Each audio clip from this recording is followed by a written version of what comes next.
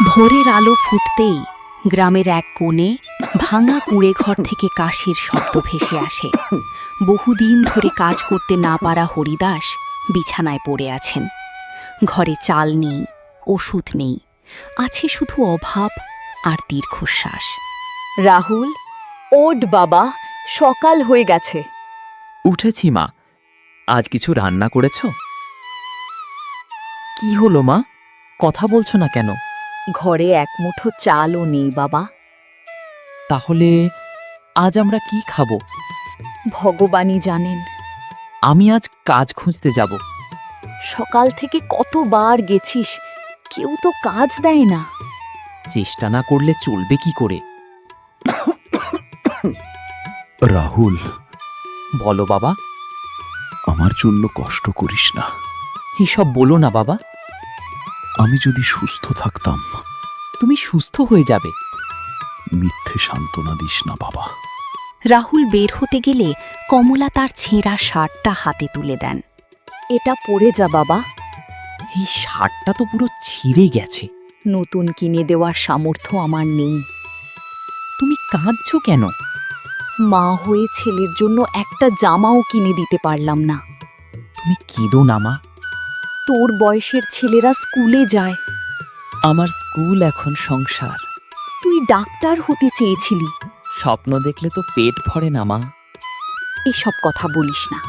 সত্যি তো। আজ কিছু খেয়ে যা। কি খাবো? জল খেয়ে যা বাবা। শুধু জল? আর কিছু নেই। ঠিক আছে মা, আমি সন্ধ্যার আগে কিছু না কিছু নিয়ে ফিরব। রাহুল বেরিয়ে যেতেই ঘরের ভেতর নীরবতা নেমে আসে। হরিদাস ধীরে ধীরে মুখ ঘুরিয়ে চোখের জল লুকানোর চেষ্টা করেন। কমলা, বলো। আমি আর বাঁচতে চাই না। চুপ করো। আমার জন্যই তোমাদের এই কষ্ট। এমন কথা মুখে আনবে না। ছেলেটা না খেয়ে বেরিয়ে গেল। আমার বুকটা ফেটে যাচ্ছে। আমি একজন ব্যর্থ বাবা। না, তুমি ব্যর্থ নও।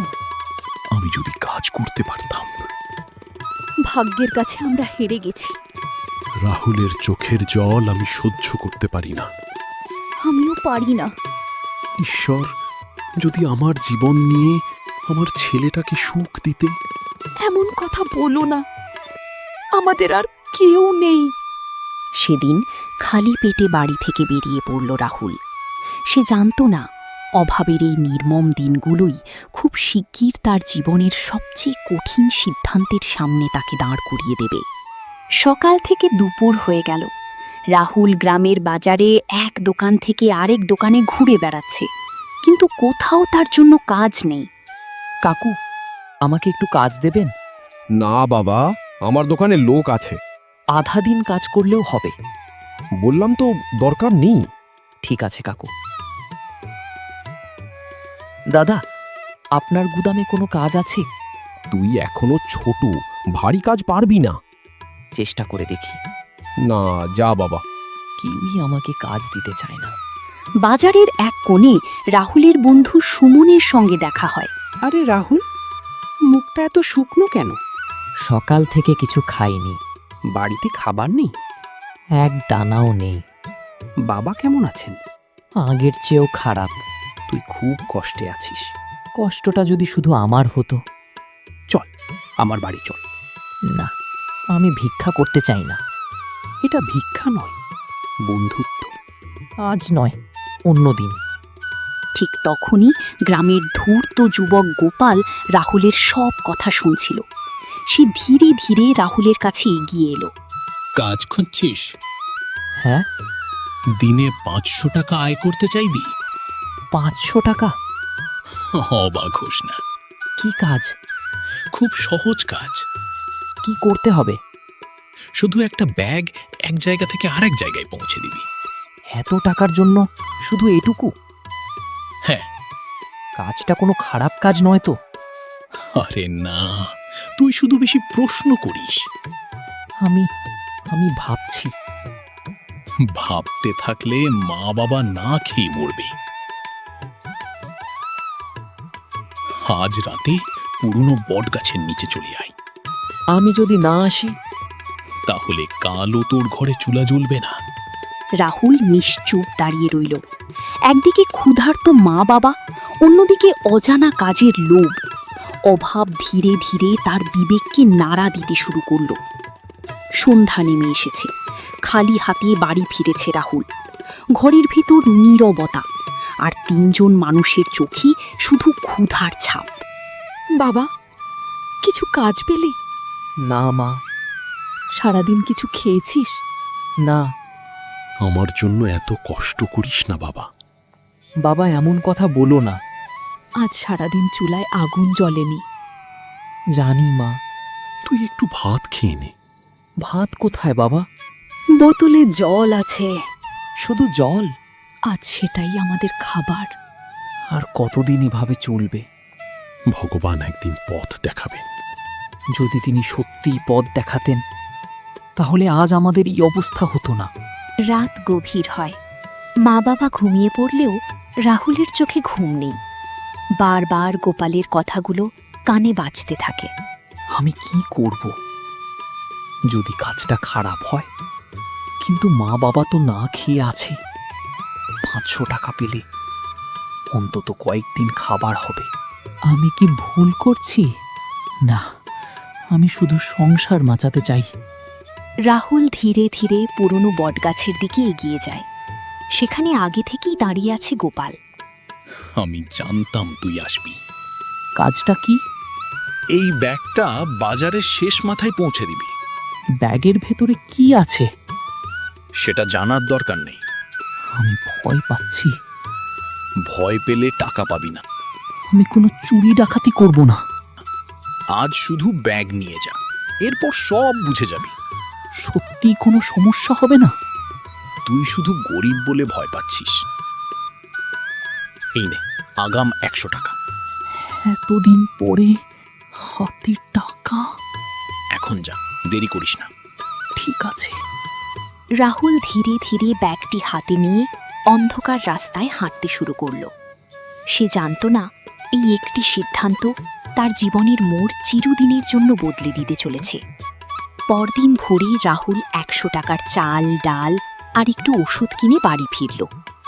বহুদিন পর ঘরে চুলায় আগুন জ্বলল, কিন্তু রাহুলের মুখে কোনো হাসি নেই। বাবা, এত কিছু কোথায় পেলি? একটা কাজ করেছিলাম। এত টাকা দিল? হ্যাঁ মা। কি কাজ করলি? বাজারে মাল পৌঁছে দিয়েছি। সৎ কাজ তো। কি হলো? উত্তর দিচ্ছিস না কেন? কিছু না মা। বাবা, মনে রাখিস, অভাব মানুষকে কষ্ট দেয়, কিন্তু অসৎ পথ যেন না দেখায়। হ্যাঁ বাবা। সেদিন বিকেলে আবার গোপাল রাহুলকে ডেকে পাঠালো। খুব ভালো কাজ করেছিস। আজ আবার কি করতে হবে? আজও একটা ব্যাগ পৌঁছে দিবি। ব্যাগে কি আছে? এত জানতে হবে না। আমি না জেনে কাজ করব না। ঠিক আছে, দেখে নে। গোপাল ব্যাগের চেন খুলতেই রাহুলের চোখ বিস্ময়ে বড় হয়ে গেল। ভেতরে ছিল চুরি করা সোনার গয়না, টাকা আর মোবাইল ফোন। এগুলো তো চুরি করা জিনিস। এখন বুঝলি? তুমি আমাকে দিয়ে চোরের কাজ করাচ্ছ। চুপ, বেশি কথা বলবি না। আমি এটা করব না। কিন্তু গতকাল তো করেছিস। আমি জানতাম না। পুলিশকে বললে তারা বিশ্বাস করবে? সবাই বলবে তুইও চোর। আমাকে ছেড়ে দাও। এখন আর ফেরার পথ নেই। ঠিক সেই মুহূর্তে কয়েকজন পুলিশ চারদিক থেকে এসে গোপালকে ঘিরে ফেলে। পুলিশ, কেউ নড়বে না। পুলিশ? স্যার, আমি কিছু জানতাম না। ব্যাগটা তোমার হাতে কেন? আমি ভুল করেছি। স্যার, সব কাজ ওই করেছে। না, আমি শুধু। বাকিটা থানায় গিয়ে বলবে। স্যার, আমার মা বাবা না খেয়ে আছে। আইন সবার জন্য সমান। পুলিশ রাহুল ও গোপালকে নিয়ে চলে গেল। গ্রামের মানুষ দূরে দাঁড়িয়ে ফিসফিস করতে লাগলো। নির্দোষ হয়েও রাহুল আজ সবার চোখে একজন চোর। রাত হয়ে গেছে। থানার একটি ছোট ঘরে বসে কাঁদছে রাহুল। বারবার তার চোখের সামনে ভেসে উঠছে অসুস্থ বাবা আর ক্ষুধার্ত মায়ের মুখ। তোমার নাম? রাহুল। তোমার বয়স কত? 15 বছর। কেন এই কাজ করেছিল? আমি আমি চুরি করতে চাইনি স্যার। তাহলে মা বাবা 2 দিন ধরে না খেয়েছিলেন। সব সত্যি করে বলো। আমি জানতাম না ব্যাগে চুরি করা জিনিস ছিল। গোপাল তোমাকে কি বলেছিল? শুধু ব্যাগ পৌঁছে দিতে বলেছিল। সব মিথ্যে। চুপ স্যার, আমরা গোপালের বাড়ি থেকে চুরি হওয়া সব জিনিস উদ্ধার করেছি। তাহলে সব পরিষ্কার। আমাকে ক্ষমা করুন। আইনের বিচার আদালত করবে। তদন্তে রাহুল নির্দোষ প্রমাণিত হল। পরদিন সকালেই সে বাড়ি ফিরে আসে, কিন্তু ঘরের সামনে মানুষের ভিড় দেখে তার বুক কেঁপে ওঠে। মা, বাবা। ধীরে যা বাবা। কি হয়েছে? তোর বাবা? বাবা কি হয়েছে? তোর বাবার হার্ট অ্যাটাক হয়েছিল। এখন কেমন আছেন? তিনি আর নেই বাবা। না না, এটা হতে পারে না। বাবা, একবার চোখ খোলো। আমি ফিরে এসেছি বাবা, আমাকে একবার ডাকো। উনি আর কোনোদিন ডাকবেন না। বাবা, আমাকে ক্ষমা করে দাও। বাবার মৃত্যুর পর রাহুল ভেঙে পড়লেও সে প্রতিজ্ঞা করল, অভাব যত বড়ই হোক আর কখনো ভুল পথে পা বাড়াবে না। কিছুদিন পরে গ্রামের একজন সৎ ব্যবসায়ী তার পরিশ্রম দেখে তাকে একটি কাজ দেন। রাহুল, আজ থেকে তুই আমার দোকানে কাজ করবি। সত্যি কাকু? হ্যাঁ, সৎ মানুষের অভাব আছে। আমি কখনো আপনার বিশ্বাস ভাঙব না। ধীরে ধীরে রাহুল ও তার মা নতুন করে জীবন শুরু করেন। আজ যদি তোর বাবা বেঁচে থাকতেন। বাবা আমাকে শেষ শিক্ষা দিয়ে গেছেন, অভাব মানুষকে কষ্ট দেয়, কিন্তু অসৎ পথ বেছে নেওয়ার অজুহাত হতে পারে না। সত্যের পথ কঠিন, কিন্তু শেষ পর্যন্ত সেই পথই মানুষকে সম্মান দেয়। আমি সারা জীবন সৎ পথেই চলব। গল্পটি যদি আপনার হৃদয় ছুঁয়ে যায়, তাহলে একটি লাইক দিয়ে আপনার মতামত কমেন্টে জানাতে ভুলবেন না।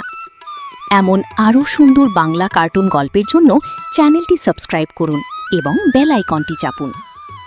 আবার দেখা হবে নতুন একটি অনুপ্রেরণামূলক গল্প নিয়ে। ধন্যবাদ।